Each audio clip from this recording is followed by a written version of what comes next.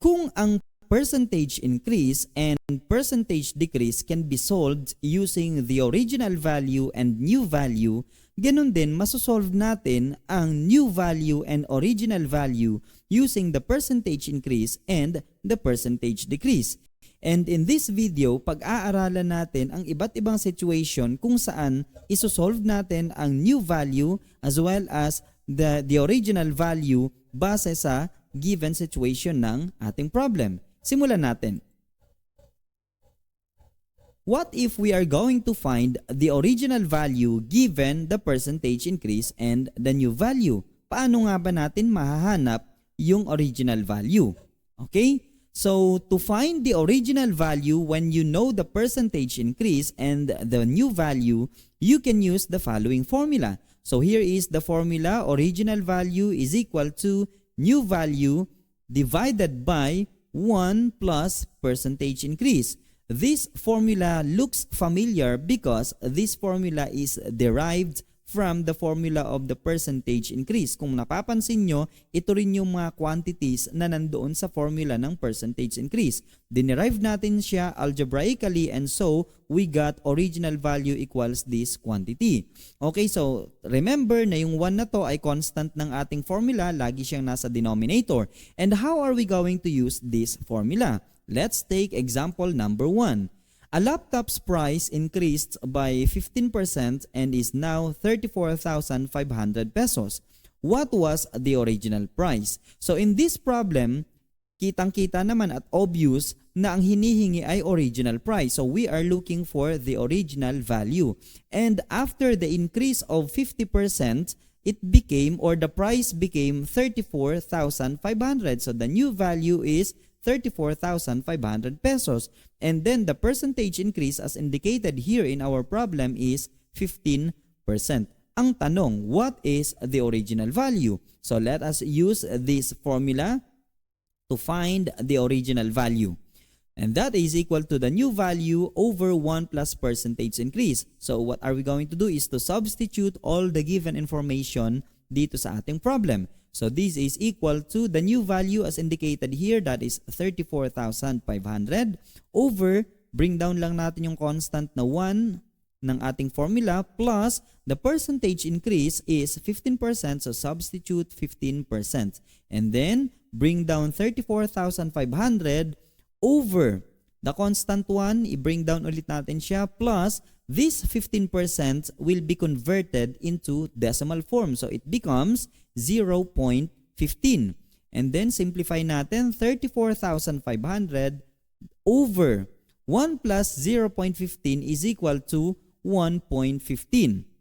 And when if we are going to divide 34,500 by 1.15, the result will be 30,000. Therefore, the original price of the laptop was 30,000 pesos. Ganun lang kadali hanapin ang original price given ang percentage increase as well as the new value of the laptop after the increase. Okay, let's take another example. We have example number 2. A car's price after a 25% increase is 750,000 pesos. What was its original price? So, mula dito, yung price ng car ay tumaas ng 25% at naging 750,000 pesos na siya. And then, ang tinatanong sa problem ay original price or original value. Tapos, yung new value natin dito after siyang magtaas ng 25%, that is 750,000 pesos. And the percentage increase as indicated here in our problem is 25%. And then, using our formula, i-substitute lang natin yung given information and so the new value is equal to 750,000 divided by, bring down natin yung constant of our formula, that is 1 plus the 25%, the percentage increase which is 25%. And then, if we are going to simplify that, i-bring down muna natin yung 750,000 over, bring down natin yung constant na 1 plus that 25% will be converted into decimal form and that is equal to 0.25. And then bring down natin sila to 750,000 divided by the sum of 1 and 0.25, which is equal to 1.25. And if we are going to divide 750,000 by 1.25, the result is 600,000. Therefore, the original price of the car was 600,000 pesos. Ganun lang kasimple, hanapin yung original value kung given ang percentage increase as well as yung new value after the increase. Okay, what if ito naman yung situation?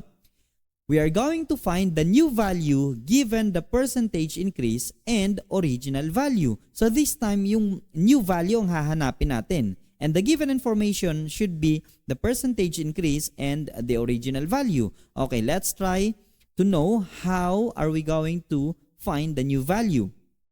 Okay, to find the new value, when you know the percentage increase and the original value, you can use the following formula. So ito naman yung formula na gagamitin natin if we are going to find the new value given the percentage increase and original value. So napakasimple lang ng formula. New value is equal to original value times the quantity 1 plus percentage increase. Okay, so let's take example number 3. A phone originally cost 20,000 pesos. After a 5% increase, what is the new price? Okay, so dito sa problem na to, very obvious naman, originally cost, meaning to say yung original value ay given. And we are asked to find the new value or the new price. So, new value is the unknown and the original value as indicated here in our problem, that is 20,000 pesos. And the percentage increase is 5%. Magkano kaya yung magiging bagong presyo nitong phone na to after na nagdagdag siya ng 5% increase? Okay, so let's try to use the formula. We have new value is equal to original value. I-substitute natin. Ano ba yung original value natin dito? That is 20,000 pesos. Times the quantity, bring down natin yung constant na 1, plus yung 5% na percentage increase natin, that is placed here. And then, bring down natin yung 20,000 times the quantity 1 plus, i-convert natin yung 5% into decimal, that becomes 0.05. And don't forget the parentheses. So, this is equal to, again, bring down 20,000 times the sum of 1 and 0.05 is 1.05. And then, when you multiply 20,000 by 1.05, the result is 21,000. Therefore, the new price of the phone is 21,000 pesos. Ganun lang kasimple. Okay? So, let's take another example about this. The price of a concert ticket was 2,500 pesos. After a 12% price hike, what is the new price? Siguro, kung may concert, naging mabenta masyado yung ticket, baka sikat yung banda or kung anumang group of people ang nag-concert, sobrang benta ng ticket kaya nag-increase sila ng mga 12%. So after the increase ng 12% mula sa 2,500 pesos, ang tanong, what is the new price of the ticket? So this problem is asking for the new value of the ticket or new price. And then the original value as indicated here in our problem is 2,500 pesos. And the percentage increase nung tinaasan nila ng 12%, that is, 12%. And then the new value using our formula is equal to the original value. Again, the original value here is 2,500 pesos times the quantity 1, bring down lang natin yung constant ng ating formula, 1 plus the percentage increase which is 12%, so that is 12%.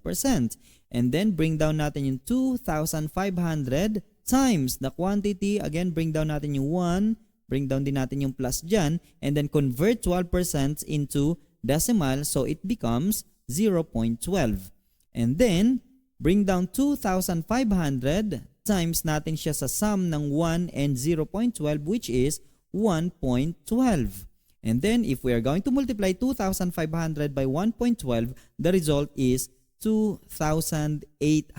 Therefore, the new price of the ticket is 2,800 pesos. Ganun lang siya kasimpleng i-compute. But what if ibang situation naman? how are we going to find the original value given the percentage decrease? This time, percentage decrease naman yung given and the new value of it. Okay, tingnan natin. So, to find the original value when you know the percentage decrease and the new value, you can use the following formula. So, original value is equal to new value over 1 minus percentage decrease. Notice na kanina plus yung nakalagay doon sa naunang formula natin kasi the given was percentage increase. But this time, since the given is a percentage decrease, so we are going to change the operation from addition, it becomes subtraction. So we have 1 minus percentage decrease. Again, this formula was derived from the formula of percentage decrease dun sa mga nauna nating lesson. That is why it looks familiar kasi yung mga expression niya ay yun pa rin naman. Nagka-rumble nga lang since we are looking for the original value instead of the percentage decrease. Okay, let's try to apply this formula. Example number 5. The price of a refrigerator was reduced by 25% resulting in a new price of 22,500 pesos. What was the original price? So in this problem, it is indicated here na nag-reduced by 25% yung price ng refrigerator. It means percentage decrease ang nangyari. And then, after ng pag-reduce niya by 25%, ang naging price niya or naging new price niya or new value is 22,500 pesos na lang. The question is, what was the original price? So, this problem is asking for the original value. Okay, and the new value after the deduction of 25% was 22,500 pesos, and the percentage decrease as indicated here is 25%. And again, using this formula, lagay natin dyan, original value equals, substitute natin, what is our new value here? 22,500 divided by the constant of our formula is 1. Bring down lang natin and i-bring down din natin yung operation na minus. And then the percentage decrease is 25%. So this is 25%. And after that, i-simplify lang natin. Bring down 22,500 divided by, bring down ulit natin yung 1 and also that is minus. This 25% will be changed into 0.25 because that is the rule. Huwag kayong padalos-dalos, baka mamaya bigla kayong mag-perform ng any operation tapos naka-percent pa, hindi pa naka-change into decimal form. Remember this, before you perform any mathematical operations involving percent, kailangan i-convert nyo muna yung percent into decimal form para hindi tayo magkamali. Okay, so again, simplify natin to. We have 22,000, bring down natin, I mean 22,500 divided by, what is the difference if we subtract 1 by 0.25? Of course, that is 0.75. And dividing 22,500 by 0.75 gives us 30,000. Therefore, the original price of the refrigerator was 30,000 pesos. Diba? Madali lang naman. Okay, let me give you another example for this formula. After a 4% decrease in price, a smartphone now costs 24,000 pesos. What was its original price? Again, this problem is asking for the original value or original price and the new value of this after a 4% decrease became 24,000 pesos. And then the percentage decrease as indicated here in our problem, very obvious kasi nakalagay 4% decrease. So that is 4% yung decrease niya. And then using our formula, original value is equal to new value. Ano yung new value natin dito after the decrease? We have 24,000. So this is 24,000 divided by or over. The constant 1 of our formula will be brought down. And then also minus yung percentage decrease ay 4%. And after that, simplify natin. 24, bring down natin dito, over 1 minus yung 4% becomes 0.04 in decimal form.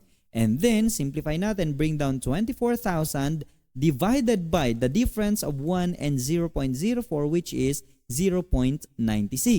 And then, simplify natin. 24,000 divided by 0.96 gives us 25,000. Therefore, the original price of the smartphone was 25,000 pesos. Ganun lang ka simple mag-solve. You know what? Ang puhunan nyo lang dito sa ganitong uri ng problems or sa lesson na to ay your skills in performing the basic operations in mathematics, the fundamental operations. Include na natin yung whole number, yung decimals, yung fraction sa mga susunod nating lessons. Okay? So, what if ito yung nawawala? We are going to find the new value pero yung given natin ay percentage decrease and the original value. Sometimes may ganitong situation din. So what are we going to do kung ito yung situation ng problem?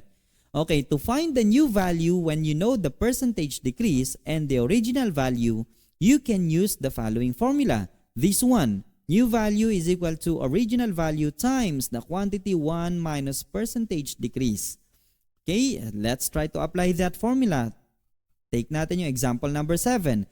A washing machine was originally priced at 18,000 pesos. If the price is reduced by 10%, what will be the new price? Very obvious sa problem na to, meron tayong original price or original value which is 18,000 pesos. At yung word na reduced suggests percentage decrease. And then, ang tanong, what will be the new price? So, it is asking for the new value. And then, the original value is 18,000 pesos and the percentage decrease is 10%. Using our formula here, new value is equal to the original value which is 18,000 pesos in this problem times the quantity, bring down natin yung 1, minus the percentage decrease is 10%. And then that is equal to, again, bring down natin yung 18,000 times the quantity 1 minus the decimal form of 10% is 0.10 or sometimes yung iba sinusulat 0.1 na lang kasi insignificant naman na yung 0 dun sa right side ng decimals natin in this situation.